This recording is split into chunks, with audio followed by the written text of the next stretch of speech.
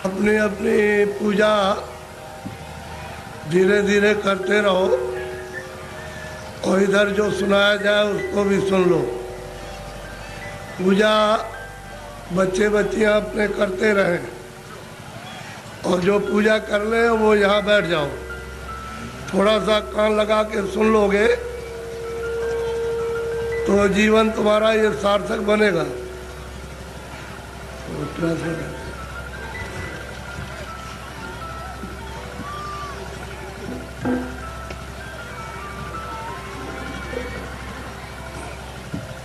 दूर कीजिए दूर।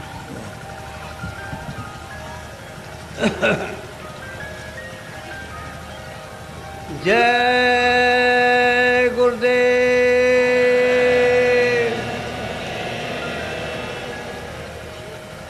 जय गुरुदेव,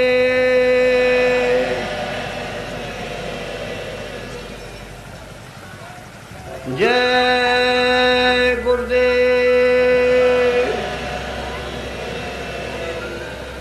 जय गुरुदेव। नाम किसका? जय गुरुदेव। नाम किसका? जय गुरुदेव। नाम किसका? मन तू भजो गुरु का नाम,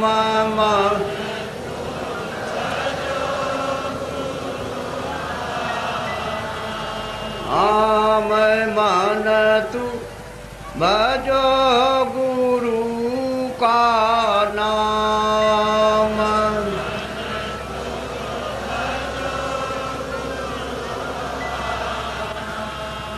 दया मेरे से नर्तन पायो,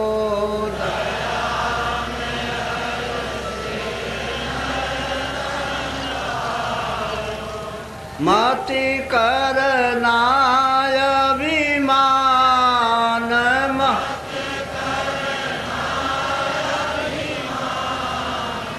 मन तू भजो गुरु का नाम,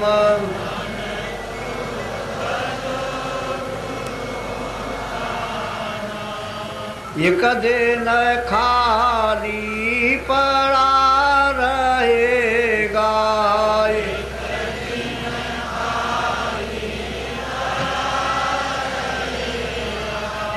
जाई बसे शमशान,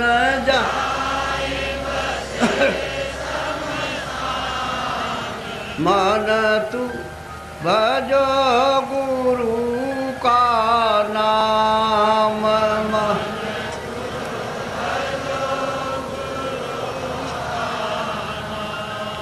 जो धन तुझको दिया गुरु ने, जो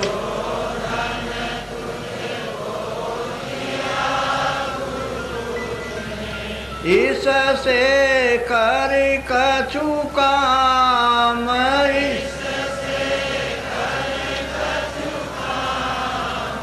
मन तू भजो गुरु का नाम,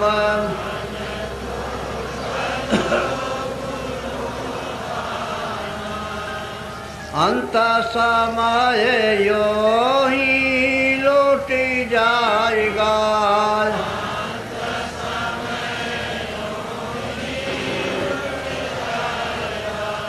संग न जाई छदाम,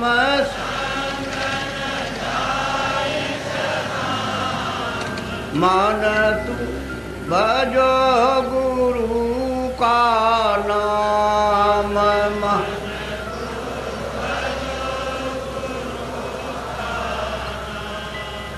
यह संसार रहने का सुपनाय,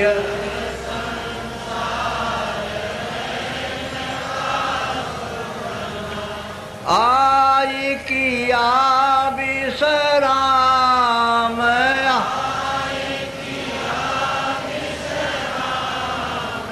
मन तू भजो गुरु का नाम।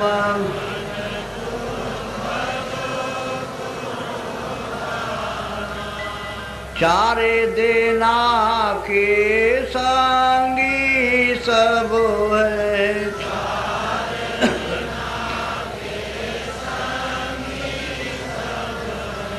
अंत न आवे काम,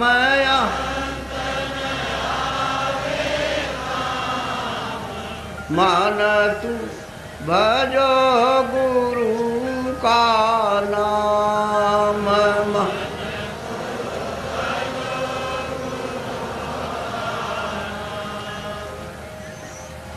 तासे चेत करो सतसंगत,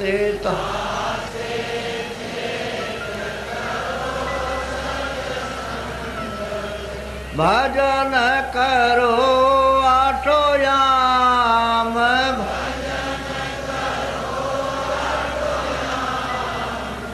मन तू भजो गुरु का नाम। मान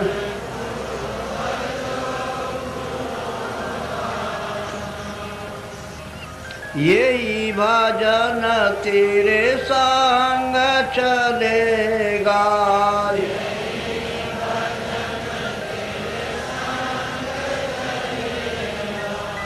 पावेगा या राम,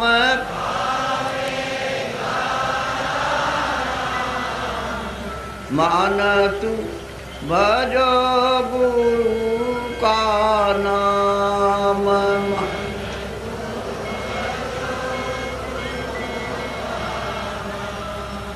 दया मेरे सत्य गुरु से लेकर,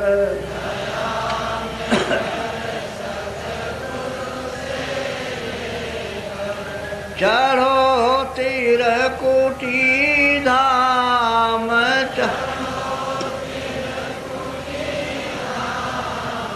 मान तू भजो गुरु का नाम।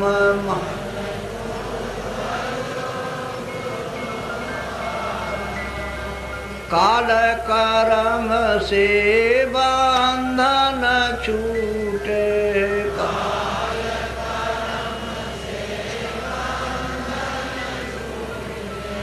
मिले पुरुष सतनाम में,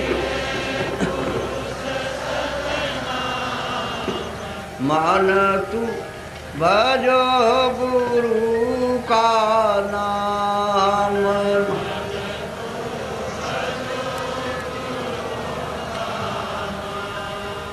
धन्य धन्य गुरुदेव, कृपा सेंद पूरन धनी, नेत करूं तुम सेव, अचल भक्ति मोई देव प्रभु।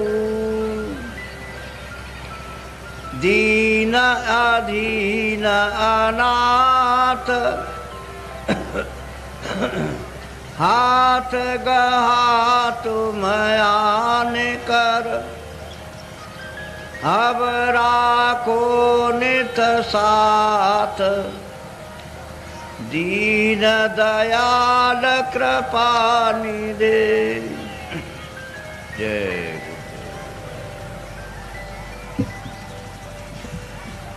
नर नारियों, ये समय बड़े सौभाग्य से कभी कभी किसी को मिलता है, नहीं तो जीवन तो आपका अंधेरे में अज्ञान में व्यतीत हो रहा। दिन में काम करते हो और शाम को घर में बाल बच्चों की सेवा करके सो जाते हो। इतना ही आपका काम और दिन रात का है। इसके आगे ये नहीं सोचना कि मैं कहाँ से आया हूँ और मैं कहाँ जाऊँगा। ये आपको मालूम नहीं होता है कि ये मनुष्य शरीर कितना अमूलक है और ये बार बार नहीं मिलेगा। ये आपको किसी ने नहीं बताया कि इस मनुष्य शरीर का असली काम, असली उद्देश्य है, किस काम के लिए आपको यहाँ मृतलोक में ये दिया गया है। तो इसको सब लोग बस इस झगड़े झंझट में, खाने पीने में, उठने बैठने में, लड़ाई झगड़े में, इसमें सब बिता देते हो। रात को भी वही संकल्प देखते हो और दिन को भी वही देखते हो। ना आपके हाथ में रात का पड़ेगा और ना आपके हाथ में दिन का पड़ेगा। ये मनुष्य शरीर थोड़े दिन के लिए उसने आपको मालिक ने दिया और ये कहा कि देखो मेरा ये मनुष्य शरीर दिया हुआ ये साफ सुथरा है और तुम इसमें बैठकर अपनी जीवात्मा का कल्याण, अपनी जीवात्मा को भगवान के पास में पहुंचा दो। हमारे मकान को गंदा मत करना, मैं तुमको किराए पर देता हूँ, भाड़े पर थोड़े दिन के लिए, समय पूरा होते ही मैं आ जाऊँगा और तुमको मकान से बाहर निकाल कर और मैं अपना मकान ले लूँगा। उसने ये कहा मेरे मकान में गंदगी मत जमा करना। तो आपने उसके अमोलक मकान को जो आपको दिया गया है उसमें कूड़ा कचरा, पाप और पुण्य, अच्छा और बुरा आपने इसमें भर लिया। अब श्वासों की पूंजी खत्म हो रही है तो वो आने वाला है और सामने खड़ा हो गया कि मकान को खाली कर दो। अभी आप क्या करोगे? उसके सामने होश उड़ जाएगा, आंखें बंद हो जाएंगी, कान बंद हो जाएंगे, जबान आपके मतलब ये वो भी बंद हो जाएगी, बुद्धि जो है वो पागल हो जाएगी, कहेगा निकलो मकान से। पहचानना भी बंद, सुनना भी बंद, बोलना भी बंद, समझना भी बंद और मनुष्य रूपी इस किराए के मकान से जीवात्मा को निकाल करके बाहर करेगा। फिर तुमको ले जाएगा और वहाँ पर हिसाब करेगा कि तुमने कितना पाप किया और कितना पुण्य किया। उसी कर्म के आधार पर तुमको पशु में, पंछी में, कीड़ों में जाकर के बंद कर देगा। फिर ये मनुष्य शरीर आपको नहीं मिलेगा। ये अमोलक उसने आपको ये निधि दी है। हमको ये चाहिए कि इसमें जीवात्मा बैठी उसको जगाया जाए। तो आप किसी से रास्ता पूछते नहीं हो, भाई किस रास्ते से भगवान देखा जाएगा, किस रास्ते से मिल जाएगा। कोई रास्ता है मनुष्य रूपी मंदिर में, तो सबके पास भगवान के पहुंचने का रास्ता मनुष्य रूपी मंदिर में, कहीं बाहर नहीं है कि तुम पूरब में जाओ, पश्चिम में जाओ, उत्तर में जाओ। तुम्हारे मनुष्य मकान में उसके पाने का, देखने का, दर्शन का और जीव को यानी मतलब ये है कि पार करने का इसी से रास्ता। तो तुम किसी जानकार के पास जाते, उससे पूछते कि भाई भगवान के मिलने का कोई रास्ता है, तो वो बता देता आपको और फिर कहता कि देखो ये रास्ता है, इससे चलो। तो देवी और देवता और भगवान और ब्रह्मा और विष्णु महादेव और ईश्वर और ब्रह्म सब मिल जाएंगे। तो आपको दिन भर इस काम में लगे रहते हो। दिन गया धंधे में, रात गई स्कूल। हीरा जलम अमोल था, कौड़ी बदले जाए। क्या आपने कर दिया मनुष्य शरीर पाकर? क्योंकि ये तो अमोलक मनुष्य शरीर है। सारे संसार की दौलत को एक जगह रख दिया जाए और इसकी आरती की जाए कि हमको फिर से मनुष्य शरीर ये खड़ा कर दो, दे दो, इसमें जीवात्मा को वापस ले आओ, तो ये धन दौलत नहीं कुछ कर सकता। ऐसा आपको सबको अमोलक मनुष्य शरीर दिया गया, चाहे किसी भी जात का हो, ब्राह्मण हो, क्षत्रिय हो, अर्जन हो, मुसलमान, ईसाई हो। भगवान के पाने का सबको ये अवसर दिया।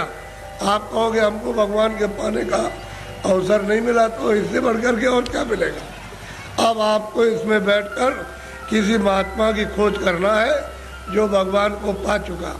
उसको अगर आपने पा लिया और उसके पास पहुंच गए तो भगवान के पाने की आप में इच्छा जगा देगा।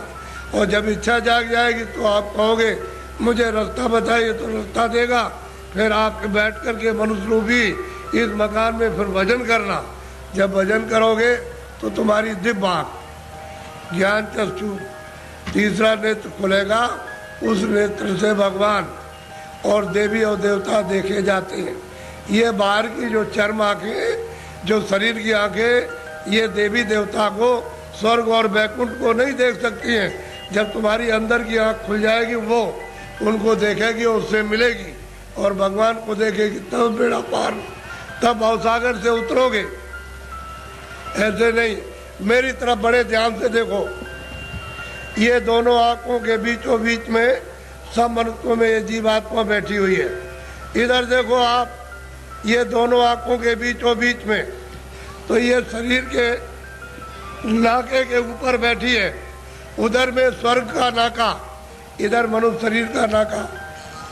तो जो आपको यहाँ बैठाया था और आपने ये कहा था कि जिसको पकड़ के आए उसको छोड़ना नहीं, तो आप सुख सुविधा में लग गए और ये संसार के ये काम ये करने लगे, ये देखने लगे, सुनने लगे और इन पर्दों को ये कहने लगे ये मेरा है, ये बच्चा मेरा है, खेती मेरी है, पेड़ मेरा और ये मेरा और ये मेरा।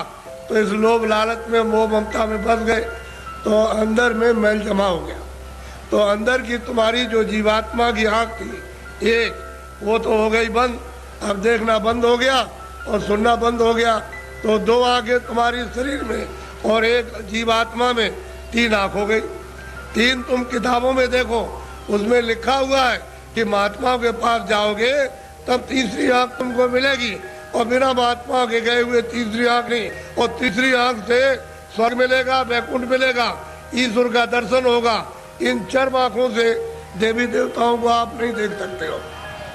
फिर उन्होंने कहा कि भाई देखो ये जीवात्मा बैठी है, उसमें एक कान है और शरीर में दो कान, तो बाहर के कान बाहर की आवाज़ सुनते और जीवात्मा का कान भगवान की आवाज़ को सुनेगा। तो तुम्हारे घट घट में, मनुष्य रूपी मकान में घंटे और घड़ियाल, आरती, पूजा 24 घंटे हो रही है। तुमने कभी अपनी जीवात्मा से उसको सुना और देखा? सो रहे हो, ऐसे ही चले जाओगे। न तो ये जमीन जाएगी, न ये बच्चे जाएंगे, न तुमने सोना चांदी जमा किया वो जाएगा, न कपड़े जाएंगे, ये कुछ भी नहीं, सब छोड़ के और तुमको यहाँ से निकाल कर इसी मकान को उठा करके वहाँ जंगल में ले जा करके शमशान में पहुँचा के जला देंगे। क्या आपके साथ जाएगा? क्या ले आए थे आप? कुछ नहीं, अकेले आए थे। जब जाने लगोगे तो अकेले जाओगे, लेकिन इस माया में, इसमें ऐसे जड़ माया में फंस गए हो कि तुमको अपना होश ही नहीं है कि मैं किस रास्ते से आया हूँ, कैसे वापस जाऊँगा, रास्ता भूल गए। अब महात्मा महापुरुषों की जरूरत है कि वो रास्ता बताए। बिना उनके रास्ता बताए हुए जो जानता है वही रास्ता मनुष्य रूपी मकान में बताएगा। और तुम्हारा ये जो दिल है, ये हृदय जो कूड़ा कचरा पाप और पुण्य का यहाँ भरा, यहाँ नहीं, यहाँ कूड़ा कचरा नहीं है, ये सब यहाँ पर भरा हुआ, उसको महापुरुष साफ करेंगे और फिर जब सफाई कर देंगे तो मन और बुद्धि और चित्त तुम्हारा निर्मल हो जाएगा। तो जीवात्मा जब साफ होगी तो आँख खुल जाएगी, कान भी खुल जाएंगे, सुनने भी लगना और देखने भी लगना। जब दिखाई देगा तो देवी देवताओं से मिलना भी, उनसे बात भी करना, और जो उसका रचने वाला जो है, जिसने ये सब कुछ बनाया, उस ईश्वर का भी दर्शन साक्षात्कार होगा। लेकिन तुम्हारे मनुष्य रूपी मंदिर में ही उसका घाट है, उसके पास जाने का। ये असली मंदिर है, ये मनुष्य मंदिर है। इसी को जिस्मानी मस्जिद कहते हैं, इसी बाटी को कहते हैं चर्च। इसमें जीवात्मा बैठी हुई और जीवात्मा चेतन है, शरीर जड़ है, इसमें आकर के फंस गई। अब इसको कैसे निकाला जाएगा वो तो महात्मा जब युक्ति बताएंगे, रास्ता बताएंगे, तो धीरे से ये जीवात्मा मतलब ये जाग जाएगी और निकल के बाहर शरीर से बाहर खड़ी हो जाएगी। कैसे खड़ी होती है? जैसे मृत्यु के वक्त में जबरदस्ती निकाल के बाहर कर दिया, शरीर ये पड़ा। ऐसे ही साधन भजन करने पर जीवात्मा अलग हो जाती है और शरीर ये पड़ा वो अलग हो गई। तभी तो आप परमात्मा को देख सकोगे। जीत है जी, सबने कहा है कि मनुष्य रूपी मंदिर में जीवात्मा को घाट पर ला करके जगाओ तो दिव्य नेत्र ज्ञान चक्षु खुल जाए, तो जीते जी भगवान को पाओ। अरे भाई, मीरा ने जीते जी पाया, तुलसीदास ने जीते जी पाया, रैदास जी ने जीते पाया। जब कलयुग में इन लोगों ने जीते जी बहुत महात्मा महापुरुषों ने और सेवकों ने प्राप्त कर लिया, वैसे आप भी कर सकते हो। लेकिन कोई महापुरुष प्राप्त करने वाला मिलना चाहिए, वो नहीं मिलेगा तो जीवन अपना ऐसे ही चला जाएगा। ये जो आप कर्म करते हो ये इंद्रियों का बाहर का कर्म है, जड़। तो जड़ कर्म से जड़ चीज मिलेगी। जड़ कर्म करोगे, इंद्रिया जड़ है, आँख भी जड़ है, कान भी जड़ है, मुख भी जड़ है, हाथ भी जड़ है, पैर भी जड़, ये सारा शरीर जड़ और ये सब सामान जड़ है। तो तुमने जड़ की पूजा, जड़ की प्रार्थना, जड़ का काम और जड़ के कपड़े और जड़ का जल और जड़ की अग्नि, जड़ की वायु, ये सब जड़ का, तो आप इसमें फंस जाओगे तो आपको जड़ चीज मिल जाएगी। और इस जीवात्मा को जब जगा लोगे मनुष्य मंदिर में तो फिर आपको चेतन मिलेगा। जीवात्मा चेतन है, चेतन का चेतन से भजन करोगे तो चेतन मिल जाएगा। ये जड़ है, शरीर जड़ और ये सब साधन सामान जड़। तो आप लोग इसमें उलझ गए और फंस गए। लेकिन ये पूजा जो सच्ची है, आत्म पूजा, परमात्म पूजा, ये आत्मा की और देव पूजा, वो तो आप नहीं कर पाते। वो तो मनुष्य रूपी मंदिर से उसका रास्ता, तब आपको मंदिर मिलेगा। वो तो चमकता है मंदिर, वो तो रोशन मंदिर है। वहाँ तो अंधेरा होता नहीं है, वहाँ तो बिजली जलती नहीं है, सूरज निकलता नहीं है, वहाँ मतलब वहाँ रात्रि होती नहीं है, इस तरह के पाप और पुण्य नहीं। ऐसे मंदिर में पहुंचकर अपनी जीवात्मा से मनुष्य रूपी मंदिर में उसकी पूजा करो, सच्ची चेतन पूजा, तो जीव कल्याण हो जाए सदा के लिए, ये मुक्त हो जाए, छुटकारा पा जाए। और तुम सच्ची पूजा नहीं करोगे तो इसमें फंस जाओगे, तो आपको क्या मिलने वाला? अरे पाप और पुण्य इसका फल पा जाओगे। आप तो पुण्य करते नहीं हो, पापी पाप दिन और रात करते हो। तो बताओ कैसे तुमको फिर ये मनुष्य शरीर मिलेगा और कैसे भगवान मिलेगा? उसने तो कहा मन और बुद्धि और चित्त है ये निर्मल, और अंतःकरण निर्मल जिसका हो जाएगा वो मुझको प्राप्त कर ले। तो आपने तो मन बुद्धि चित्त है, अंतःकरण निर्मल नहीं किया। ये तो काम क्रोध लोभ और मोह और अहंकार में फंसे रह गए। इसमें इस गंदगी को अपने ऊपर लाते रहे, पहाड़ों की तरह से लाद लिया, तो इसको उतारेगा कौन? ये सारा जीवन आपका व्यर्थ जा रहा है। मनुष्य शरीर फिर नहीं मिलेगा। चार खाने बनाइए, पशु योनि, पंछी योनि, कीड़ों की योनि, थल की योनि, इसमें से निकाल के उसमें बंद कर देगा। तो कभी कुत्ते की योनि में, कभी बिल्ली की योनि में, कभी चूहे की योनि में, कभी गाय की योनि में, कभी शेर की योनि में, कभी मछली की योनि में, और कभी मगर की योनि में, कभी जीव जंतुओं में, इसमें बंद कर देगा। और अपना कर्जा जो आपने लाद लिया उसके देश में, वो लेना देना पड़ेगा। ये कर्जा का देश है बच्चा, ये देश अपने घर में जाने का नहीं है। कर्जा ले और दे, कर्जा ले। कर्जा तुम ले लोगे तो मैं ब्याज के उसको चुकाना, और आप चुका नहीं सकते हो। तो कर्म कर्जा है, जो पाप पुण्य करते हो यही पर देना आपको, यही आपको जन्म लेना, यही मरना। इससे छुटकारा इस जीव का नहीं हो सकता। और जब जब मनुष्य शरीर मिला तब तब आपने बर्बाद कर दिया। अब की मिला उसको भी ऐसे ही गंवा देते हो। ये फिर शरीर मिलेगा? अब की बार हाथ से चला गया तो ये गांव आपको, ये बच्चे आपको, ये सब कुछ देखने को आपको नहीं मिलेगा। वो दूसरी योनि में कई जंगल में बंद कर देगा, वहाँ करोड़ों वर्षों तक भटकते रहो, रोते चिल्लाते रहो उस दुख और दर्द में। कौन सुनवाई करेगा? और नरकों में भेज दिया तो वहाँ कितने नाम के नरक हैं, उसमें सजाएं देगा, वहाँ से लौट के आ नहीं सकते हो। इस मनुष्य शरीर को सार्थक करो। किसी महात्मा की खोज करके उससे पूछो भगवान के मिलने का कौन सा रास्ता है, तो जो जानता होगा रास्ता तुमको मनुष्य शरीर में बताएगा।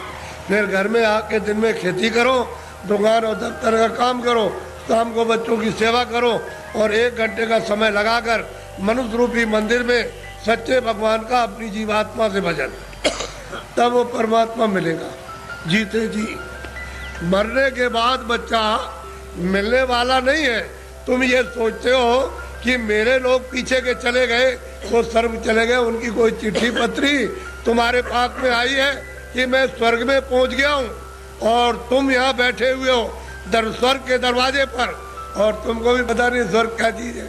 अरे दरवाजे पे बैठे हो, इधर मनुष्य शरीर का दरवाजा, उधर स्वर्ग का दरवाजा, और मनुष्य शरीर में बैठ करके स्वर्ग में नहीं जा सकते हो।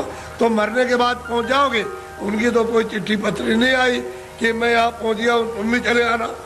तुम भी चले आओगे, और न तुम जानते हो कि मेरे जाने वाले घर के कहाँ गए, उसका पता तुमको नहीं है। इसलिए मनुष्य शरीर के द्वारा अगर तुम पहुंच गए स्वर्ग में तो पहुंच गए, और ऊपर चले गए तो चले गए, और नहीं पहुंचे तो स्वर्ग जाने वाले मरने की बात नहीं हो। इसलिए खोज करो कि मनुष्य मंदिर है, ये असली मंदिर में घंटे घड़ियाल 2400 घंटे परमात्मा के बज रहे। लेकिन तुम्हारी अगर आंख बंद हो जाए, कान बंद हो जाए, तो बाहर से न तो सुनाई देगा न दिखाई देगा।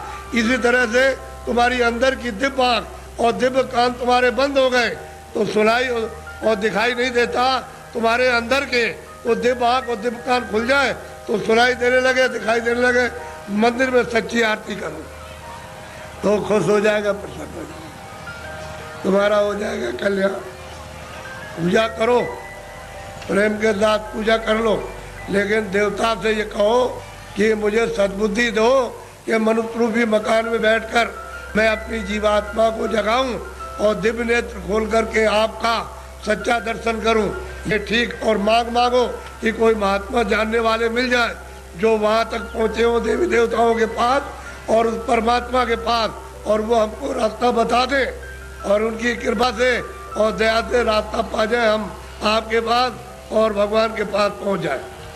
ये देवी देवताओं से, गंगा जमुना से प्रार्थना करना चाहिए, और ये प्रार्थना करनी चाहिए कि ऐसी सद्बुद्धि दो कोई पाप कर्म न करे, कोई झूठ न बोले, धोखा न दे, बेईमानी न करे, जितना भी काम करे नेक काम करे, अच्छा काम करे, पुण्य का काम करे, किसी को सताए नहीं, किसी को मारे नहीं, किसी के घर में, किसी के खेत में चोरी न करे। ये देवताओं से प्रार्थना आपको गंगा जमुना में स्नान करते हुए करना चाहिए। अब आपको एक मोटी बात बताएं, आपको सबके सब यहाँ संस्कार आए हुए। एक महात्मा जी जंगल में चले गए, खेत पकने वाले थे, ये गेहूं और ये सब चना और जो पकने वाली थी, तो पेड़ के नीचे बैठ गए। किसी गांव के लोगों ने देखा कि ये कौन बैठा, तो गांव में खबर दी, गांव के लोग चल करके आए कि भाई आप कौन है, कि भाई हम तो हिसाब करता है। क्या हिसाब करने के लिए आए कि मुझे किसको चना देना, किसको गेहूं देना, किसको अरहर देना है और किसको कितना मटर देना, ये हम फसल लिखने के लिए आए। फसल लिख लेंगे तो कह लगे आपका हिसाब कब करोगे, कह लगे जब काट कूट करके ले आओगे, और जब तुम मार मूड़ करके गेहूं चना मटर अरहर निकालोगे तो मैं हिसाब करने के लिए आ जाऊंगा, मुझे जिसको जितना देना है उतना ही। तो उन्होंने लिख लिया। तो लोग पूछ रहे कि हमको कितना देना है, 40 मन, 80 मन, 100 मन, 60 मन, सबने लिख लिया, अपना लिख करके लेके चले गए। और जब खेत पका, पकने के बाद तो खलिहान में ले गए, तो एक आदमी ने सोचा ये सब झूठी बात है, ये कोई लिखा पढ़ी नहीं करने आता है। उसने क्या काम किया, रात को हसिया लिया, उसके खेत में से 4 गट्ठा गेहूँ उसके खेत में से काट करके अपने खलिहान में जमा कर लिया। उसका तो इतना खेती में होता नहीं था, और तमाम गेहूँ जमा हो गया दूसरे की चोरी करके। तो जब वो आ गए बेचारे, खेत काट काट करके खलिहान में ले आए और भूसे को अलग किया, अनाज को अलग, तो महात्मा जी आ गए और बैठ गए। लोग दौड़ पड़े कि महाराज हमको कितना देना, तो लिखा था 40 मन और 80 मन और 60 मन और 100 मन और इतना देना। चोर तो चोरी कर ले आया था, वो आया, कह लगे महाराज हमको कितना देना है, कि तुमको 25 मन। कह लगे तौल लीजिए।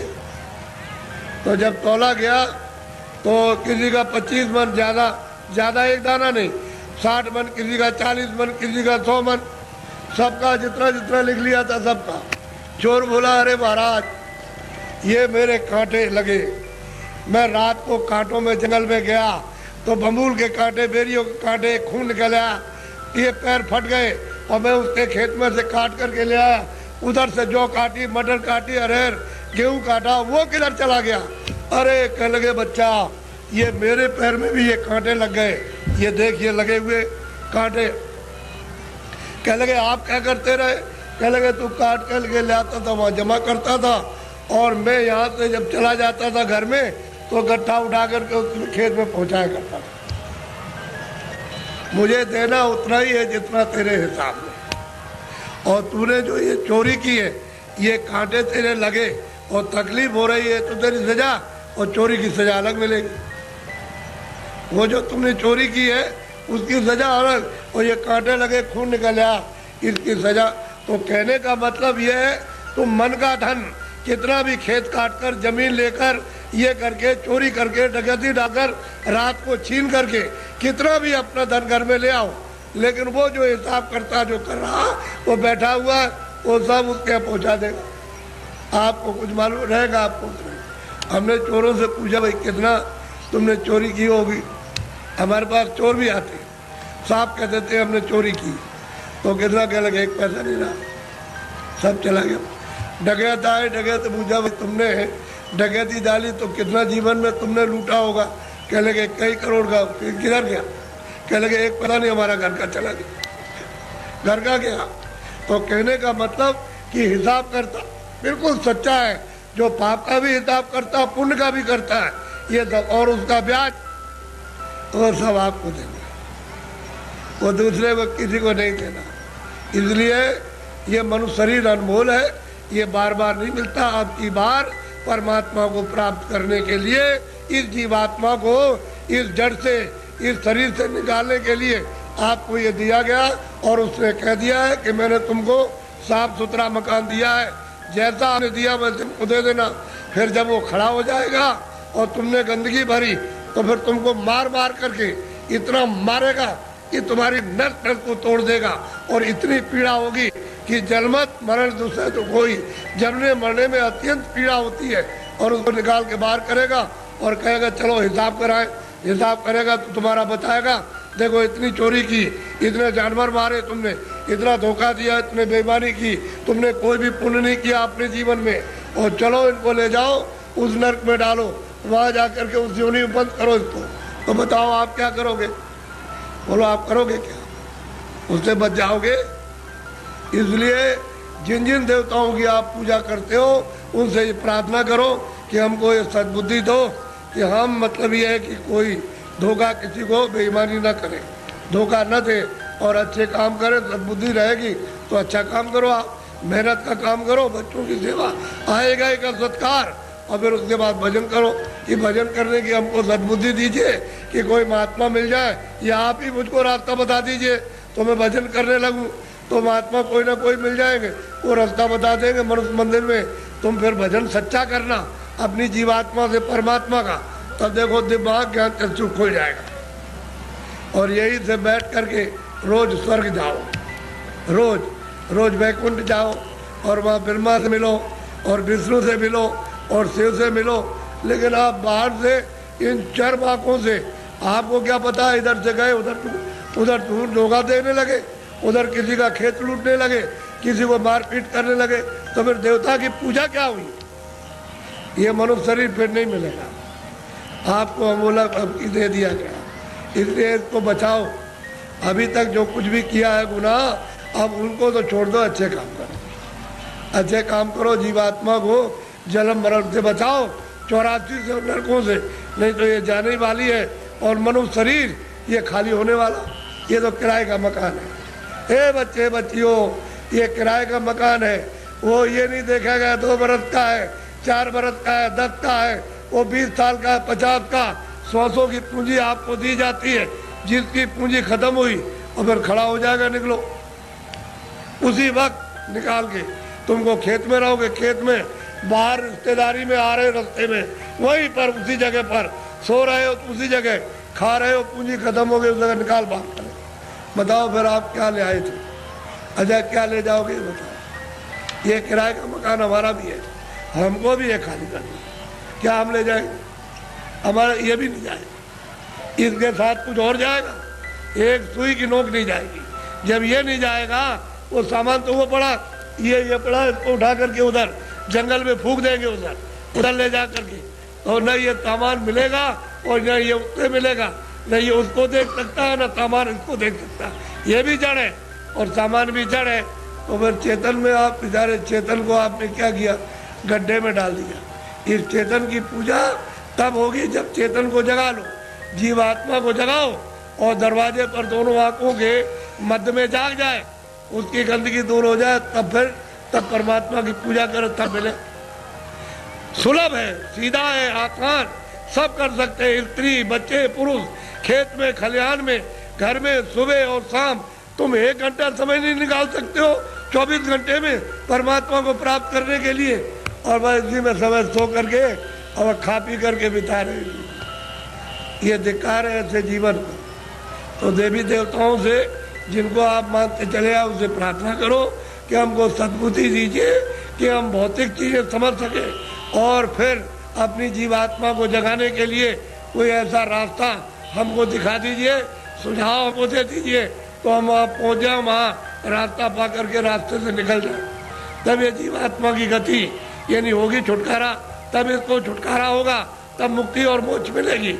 नहीं तो परमात्मा क्या कुछ भी नहीं प्राप्त कर सकते हो, न देवी देवताओं के पास पहुँच सकते हो, न स्वर्ग वैकुंठ में, न मंसूरी पा सकते हो। तो ये भटकती रहेगी जीवात्मा। जैसे पशु पक्षियों में वो भी तो जीवात्मा यही है, इसी मनुष्य शरीर से उसमें बंद की गई। ये कुत्ता हो गए, बिल्ली हो गए, गधा हो गए, चूहा हो गए, ये इसी में से गए। अब उसमें भोगने के बाद फिर इसमें आएंगे तो फिर वही काम करो, फिर उसी में जाओ। तो बस यही लगा रहेगा, आना और जाना, रो चिल्लाओ और कोई तुम्हारी सुनवाई नहीं। अरे कोई सुनता है? आदमी को जंगल में मार रहा, तुम सुन रहे हो उसकी तकलीफ को? पशु बीमार है, उनको आप मार रहे हो डंडे से, और चलो चलो, उसको बुखार चढ़ा, सिर में दर्द है, उसको भूख लगी है, प्यास लगी, वो बेचारा, तुम उससे पूछ रहे हो कि तुमको प्यास लगी है, वो बता देगा। अरे मनुष्य शरीर अमोलक है, ऐसा शरीर फिर मिलेगा नहीं। और कोई ऐसे काम, कोई कर्म नहीं कर रहे हो जिससे मनुष्य शरीर पा जाओ। जो भी कर्म करते हो मनुष्य शरीर से नीचे जाने के, चारों खानों में जाने के और नरकों में जाने के काम कर रहे हो, तब आपको उस समय पर कोई बचाएगा नहीं। न रिश्तेदार, न भाई, न बहन, न पति, न पत्नी, न बच्चे, न बच्चों को माँ बाप, कोई न धन न दौलत, कौन इसको बचाएगा आकर? सब ये अलग अलग पड़े, सब अलग हो जाते हैं। इसलिए आप लोग थोड़ा सा कुछ समझ लो कि मैं किस लिए आया हूँ। यहाँ आपके बाईपास पर मथुरा में सत्संग होता है, तो आप जरा सा वहाँ थोड़ा समय दे करके समझ लो। अगर अच्छी चीज़ मिल जाए तो ले लो, और नहीं अपने घर चले जाओ। अमोलक चीज़ मिले तो ले जाओ, और नहीं तो अपने घर में रहो। जहाँ भी मिल जाओ वहाँ चले जाओ, तुमको सुलभ है। मैं आपको ये सलाह दूंगा कि जहाँ भी उस परमात्मा को प्राप्त करने वाले महात्मा इस मनुष्य रूपी मंदिर में मिल जाए, वही चले जाइए। तो ये खड़ेर हो गया है, ये मंदिर, ये मनुष्य मंदिर खड़ेर है, इसमें सब बुरी बुरी चीज़ें भरी है, और उनके द्वारा ये निकल जाएगा तो साफ सुथरा, बड़ा सुंदर, बड़ा अच्छा लगेगा उस समय पर। और जीवात्मा जाग जाएगी तो जगमग जगमग जगमग बजा, अंधेरे का नाम नहीं रहेगा, बाहर भी उजाला, अंदर भी उजाला। तब आपकी समझ में आएगा ये संसार क्या है। नहीं भूल भुलैया है, ये छाया, क्षमा करना, ये छाया, तो लड़के छाया, स्त्री छाया, पति छाया, ये मकान छाया, जमीन छाया, ये पशु छाया, छाया, इसमें से जीवात्मा निकाल दी तो ये पड़ा हुआ क्या करोगे? छाया का रो रहे हो, मेरा बच्चा, मेरा पति, मेरी पत्नी, मेरा माँ, मेरी अरे छाया किसके लिए होते? छाया के लिए। उस जीवात्मा के लिए रोए, उसके लिए सोचा कि इसके अंदर कौन है। अरे भाई मन नहीं, बुद्धि नहीं है, चित्त नहीं, शरीर नहीं, हाथ नहीं, पैर नहीं, आँख नहीं। अरे वो जीवात्मा क्या चीज़ है जो इसमें से निकाल के अलग कर दी? शरीर तो ये पड़ा है, आँख भी है, कान भी, बोलता नहीं, सुनता नहीं, देखता नहीं, हाथ नहीं हिलाता, और तुम मतलब ये है कि इसमें माया की छाया में पड़े हो, मेरी मेरी आय, मेरी ऐसे चले जाओगे आया करते, और कुछ मिलने जुलने वाला नहीं है। इसलिए महात्माओं का सत्संग जरूर सुनो। वो ये नहीं कहते पूजा करो आप सुनो, लेकिन उनसे प्रार्थना करो हमको सद्बुद्धि दो, सच विचार दो हमको, और हमको अच्छे कर्म का रास्ता मिले। हम चोरी चमारी इसको बंद कर दे, हम झूठ बोलना, धोखा देना, बेईमानी करना, हमारा काम, हमारा क्रोध, हमारा लोभ, हमारा मोह छूटे। और हमको कोई मिला दीजिए किसी से जो मनुष्य शरीर में आकर रास्ता बता नहीं, आप बता दीजिए। देवता से कहो आप ही बता दो कि ये रास्ता जाने का है भगवान के पास। अगर नहीं बता सकते हो तो फिर किसी महात्मा से मिला दो। हमने इसीलिए तुम्हारी पूजा की और तुमको माना कि हमारा आत्म कल्याण हो जाएगा, जन्म मरण से बच जाएंगे, 84 नरकों से बचेंगे। अगर देवता नहीं तो खोज करो महात्मा। मैं किसी को कुछ कहता नहीं, समझ लो अच्छी तरह से सत्य बात। उसको मछली रहती है, कछुआ रहता है उसी में, जीव जंतु उसी जमुना जी में, उसी गंगा जी में रहते हैं। तो आपको ये जानना चाहिए आप वहाँ जाते हो स्नान करने के लिए तो पाप आपका धुल जाएगा। पाप तो यहाँ जमा है, यहाँ तो पानी नहीं जाता, यहाँ अग्नि नहीं जाती है। तो ये बताओ कि तुम जब यहाँ, वो कैसे धुलेगा? वो गंगा पानी समुद्र का या तालाब का या कुएं का वो धो नहीं सकता, तो यहाँ जमा है इस जगह पर। अब ऐसा गंगा स्नान, वो गंगा, उसमें स्नान करने वाले महात्मा मिल जाए और आपको दिव्य गंगा में, दिव्य जल में स्नान करा दे तो जीवात्मा तब ये निर्मल हो जाए, पवित्र हो जाए, स्वच्छ हो जाए, तो ये जाग जाए, इसकी आँख खुल जाए। अब इसमें नहाते हो, फिर चोरी क्यों करते हो? इसलिए करते हो कि जमुना में हम नहा लेंगे तो हमारी फिर चोरी माफ हो जाएगी। चोरी वोरी माफ नहीं होती, वो तो यहाँ जमा, यहाँ पानी नहीं जा सकता। ये तो शरीर के नाके पर, जीवात्मा शरीर में नहीं है। जीवात्मा शरीर के बाहर, ये यहाँ नहीं है, नाक में नहीं और मुंह में नहीं है, हाथ और पैरों में नहीं, ये दोनों आंखों के ऊपर बैठी हुई है। बस ऊपर में गंदगी उस पर डाल दी, इसलिए रुकी पड़ी हुई है। गंदगी हटा लो, बाहर निकल जाए, छोड़ दे मकान को, जीते जी छोड़ दे। इसलिए आप लोग थोड़ा सा अपना कभी कभी समय, जब ये सुना करो कि यहाँ बहुत भीड़ लग रही है और बहुत लोग आ रहे हैं, तो जरा से चले आए और सुन लिया और देखो आकर के कि मैं कैसी पूजा आपको देवताओं की, और फिर उन देवताओं को देखो कैसे आप देखते हो उनको अपनी आंखों से, तब तुम्हारी समझ में आएगा। ऐसे क्या समझ में आ जाएगा? अंधेरे में रहोगे तो अंधेरे में जन्म हुआ, अंधेरे में पालन पोषण हो रहा, अभी फड़फड़ा के अंधेरे में मर जाओगे। अभी देखते नहीं, अब तो बूढ़े हो गए तो अब क्या दिन का साथ है इस शरीर का? अरे किसी दिन भी तुम रात रात में सोते हुए चल पड़ोगे, ले जाएगा आपको। अब कहाँ ले जाएगा उसका आपको पता ही नहीं है। इसलिए किसी का साथ करो, किसी जानकार का साथ कर लो। बस साथ कर लोगे तो रास्ता बता देगा कि चलो इस रास्ते से चलो, वो बस चल दो रास्ते से, तो आपको मंजिल पर पहुंचना अपने घर में ही। तो घर आपका नहीं, ये तो परदेश है। अगर आपका देश होता तो बच्चे रहते, हमारा शरीर रहता, हमारा मकान रहता, हमारी जमीन, कोई पुराना नहीं होता, सब नए रहते। लेकिन आपका मकान है ही नहीं, उसने दे दिया किराए पर थोड़े दिन के लिए, बस समय पूरा हुआ निकाल करके बाहर कर दिया, बस खत्म हो गया। यह आपका कोई सामान परदेश है, तभी तो दूसरे के देश में निकाले जाओगे। अपने देश में पहुँच चलो, वहाँ आराम से रहना, कोई जलमता मरता नहीं है, न वहाँ कोई हिंदू न कोई मुसलमान, न दफ्तर है न खेती है न दुकान, न कोई बीमारी न हाल न बच्चे, वहाँ आनंद ही आनंद है। अपने घर में अपने देश में चलो। ये तो परदेश है। परदेश में आकर के कितने जो और कितने जल बीत गए ठोकर खाते, अभी तक किनारे पर नहीं आए और मनुष्य शरीर पाया और फिर उधर ही लौटे जा रहे हो, नीचे चले जा रहे हो 84 में नरकों में।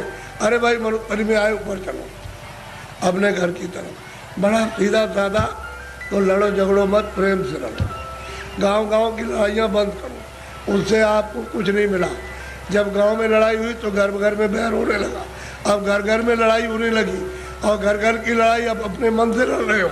और सारा जीवन आपने अशांतमय अपना कर दिया, न सोने में शांति, न कहीं जाने में, न कहीं बैठने में, न किसी से बोलने में, और न किसी देवता के पास में। ऐसा तुमने मकान में ऐसा कुचड़ा बढ़ा, बिल्कुल अशांति की ज्वाला जलने लगी।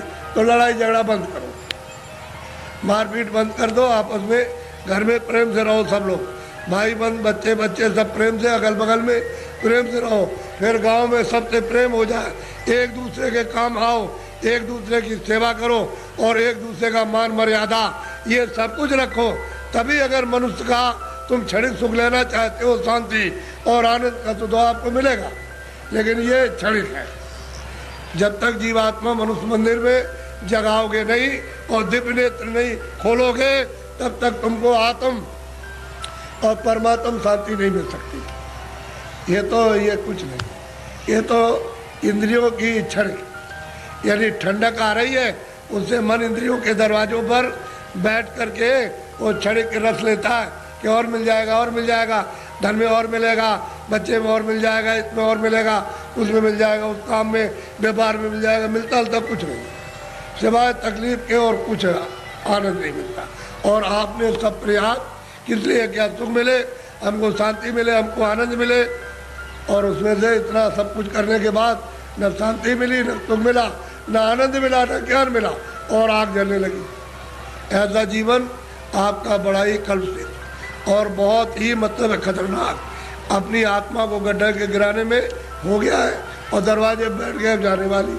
इसलिए बचो, अभी बच सकते हो मनुष्य शरीर में, और बाद में फिर बचने का रास्ता नहीं। इसलिए इसको सोचो कि मैं कहाँ से आया हूँ, मैं किस लिए मनुष्य शरीर में आया, फिर मैं अगर जाऊँगा तो कहाँ जाऊँगा।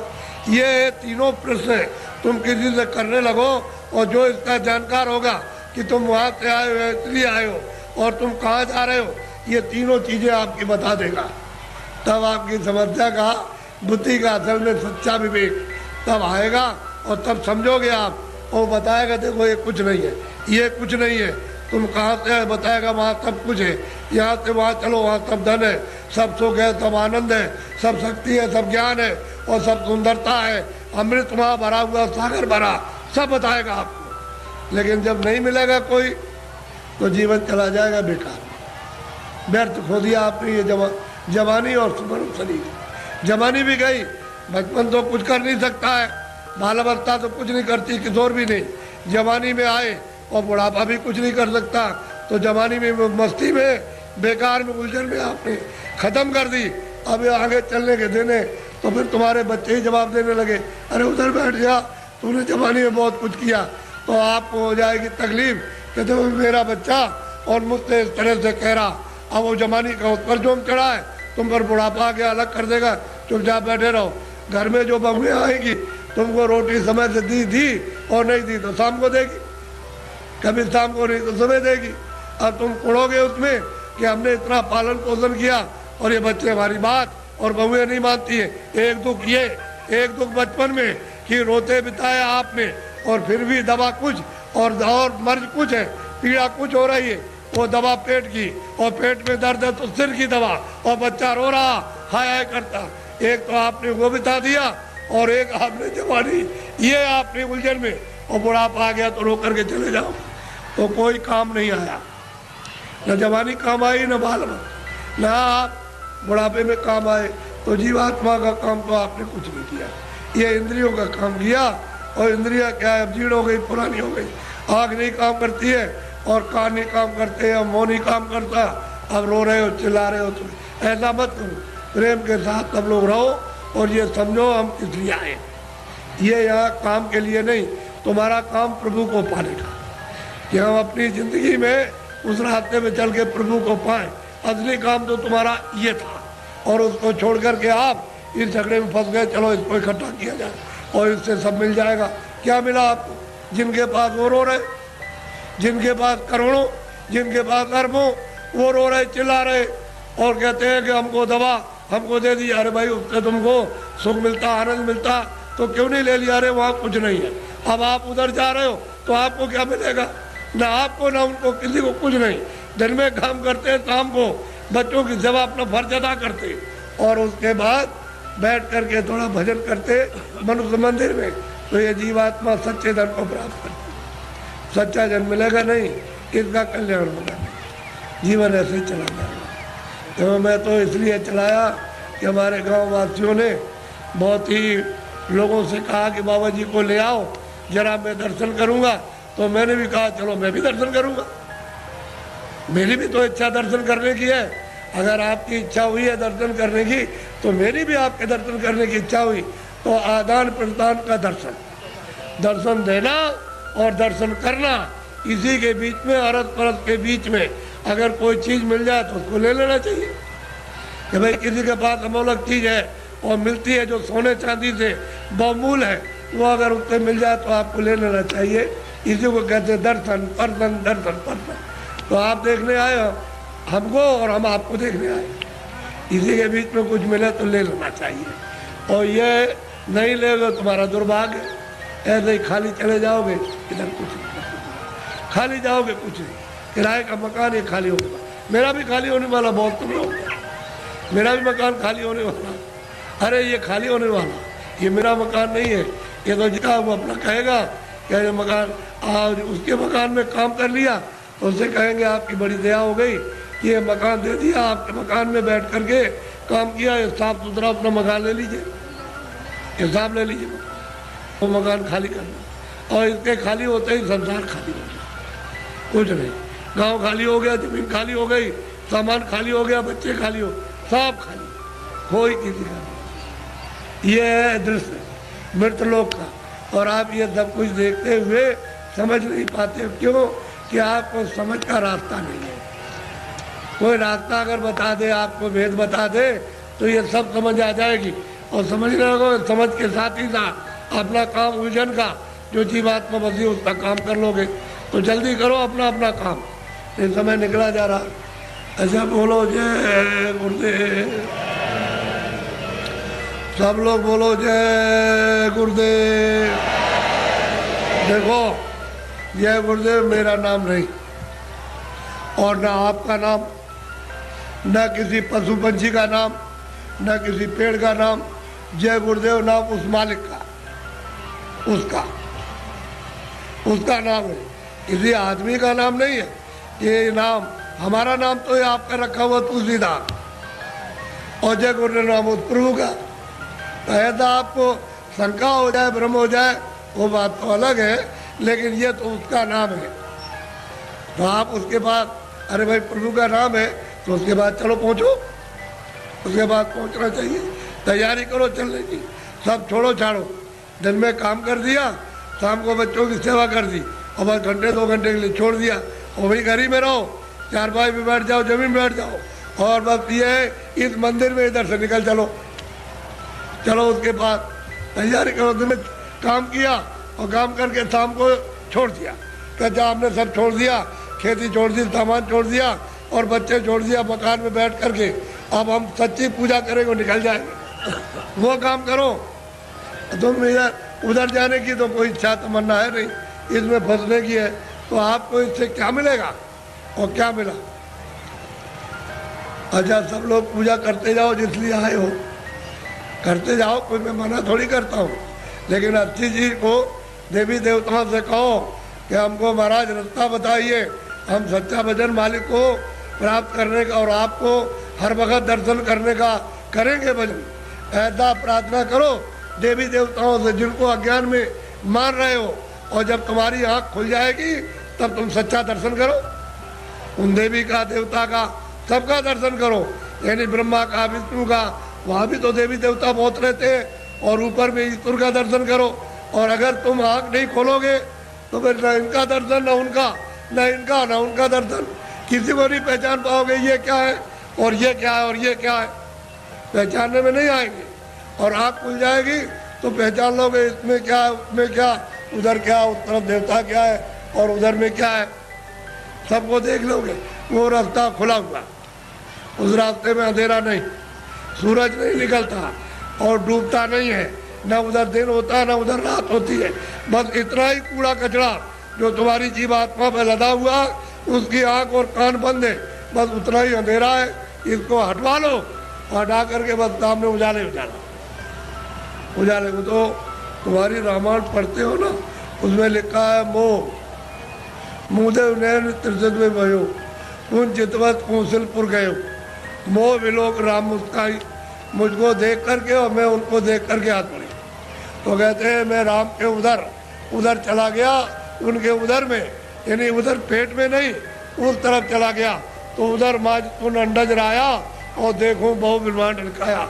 बहुत से ब्रह्मांडों को गोस्वामी जी महाराज उसी रामायण में कहते कि मैंने अपनी दिव्य आँख, अपने ज्ञान चक्षु से मैंने वहाँ जा करके देखा और परमात्मा को देखा साक्षात्कार, और देवी देवताओं को मैंने देखा।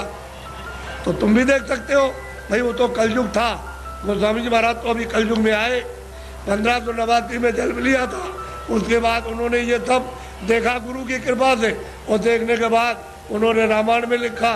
तो आप रामायण को समझ नहीं पाते हो कि रामायण का वेद कौन बताएगा? जिसने देखा होगा वही तो रामायण का वेद बताएगा, जिसने नहीं देखा वो क्या बताएगा? आँख का अंधा कभी नहीं बता सकता, वो तो अंधा है। कोई आदमी अंधा और बहरा हो तो क्या आपको सुनाएगा, क्या दिखाएगा? जिसके आँख होगी वो दिखाएगा कि रामायण में ये लिखा हुआ, ये लिखा, ये देख करके लिखा। तो आप रामायण को नहीं समझ पाते हो।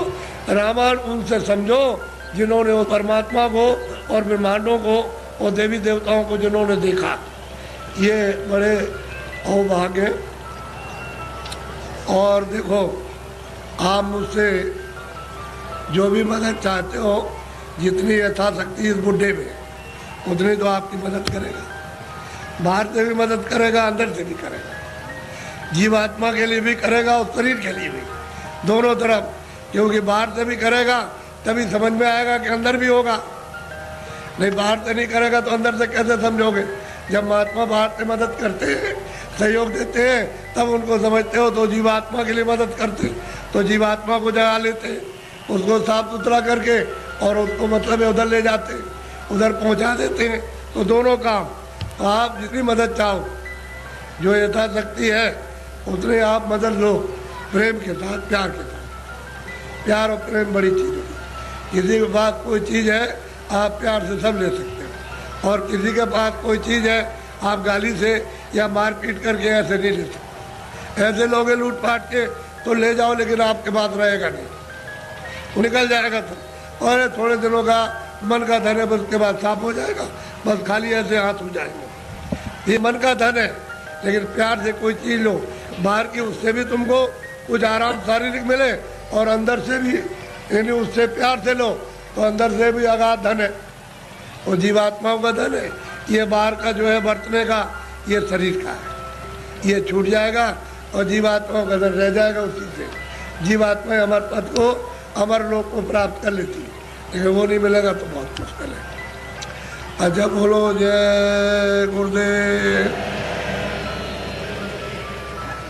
अभी बराबर चले आ रहे, बराबर जा रहे हैं, आने जाने का तांता लगा हुआ, तो इनकी पूजा में रास्ता रुक गया है, तो बाधा क्यों डाली जाए। पूजा करेंगे, दूर दूर से आ रहे हैं, तो पूजा करेंगे, पूजा करें। आप आओ जाओ पूजा करो, और मतलब ये उसके बाद फिर अपने अपने घर जाओ।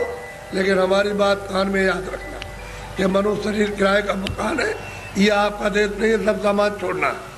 कुछ भी आपके साथ, एक सुई की नोक, एक बालू का कण भी आपके साथ नहीं जाएगा। जब ये नहीं जाएगा, ये कोई सामान नहीं जाएगा। बोलो जय गुरुदेव, बोलो जय गुरुदेव, जोर से बोलो जय गुरुदेव। जय गुरुदेव नाम किसका, जय गुरुदेव नाम किसका, जय गुरुदेव नाम किसका।